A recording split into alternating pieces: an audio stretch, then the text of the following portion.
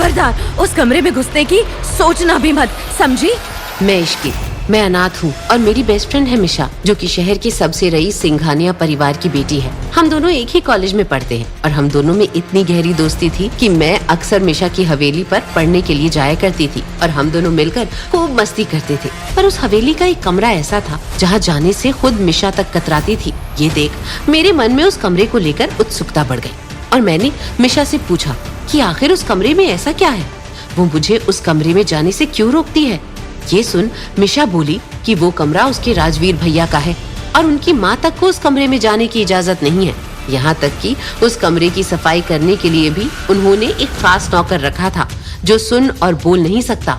ये बात मुझे बहुत अजीब लगी, इसीलिए मैंने मिशा से इसके पीछे की वजह जानने की कोशिश की। तो वो बोली कि उसके राजवीर भैया औरों से बहुत अलग है। उनके कमरे में कभी लाइट नहीं जलती और शाम ढलने के बाद आज तक राजवीर को कभी किसी ने नहीं देखा, क्योंकि शाम ढलते ही वो खुद को उस कमरे में लॉक कर लेता था। ये सुन मैंने मिशा से पूछा, पर क्यों? क्या तूने कभी जानने की कोशिश नहीं की? इस सवाल पर मिशा घबराते हुए बोली, पागल है, मुझे मरना है क्या? एक बार हमारी एक नौकरानी ने चोरी छुपे उनके कमरे में जाने की कोशिश की थी। जानती है उसके साथ क्या हुआ?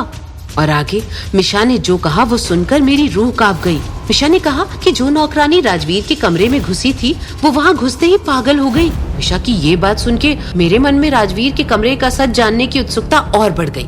कुछ दिनों बाद मिशा के भाई राजवीर की शादी तय हो गई। ये शादी दिन के वक्त की जा रही थी। शादी वाले दिन जैसे ही राजवीर मंडप पे पहुंचा और पंडित जी ने मंत्र पढ़ना शुरू किया तो मैंने मन में सोचा कि यही सही मौका है राजवीर के कमरे में जाने का, क्योंकि वो तो अभी शादी की रस्मों में उलझा रहेगा और बाकी लोग भी शादी एंजॉय कर रहे हैं, तो मुझे उसके कमरे में जाते हुए कोई नहीं देख पाएगा। ये सोचकर मैं चोरी छुपे राजवीर के कमरे में घुस गई, पर वहाँ घना अंधेरा था क्योंकि उस कमरे में एक भी खिड़की नहीं थी और न ही लाइट्स थी।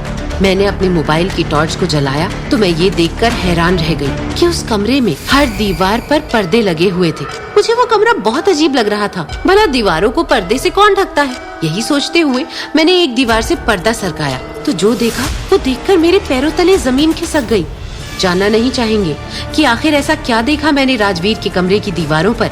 आखिर राजवीर अपने कमरे की दीवारों को पर्दे से ढक कर क्यों रखता था और हमेशा अंधेरे में क्यों रहता था? और अब राजवीर का सच जानने के बाद आगे क्या होगा मेरे साथ? जानने के लिए डाउनलोड करें पॉकेट FM और सुने कहानी डेविल से शादी।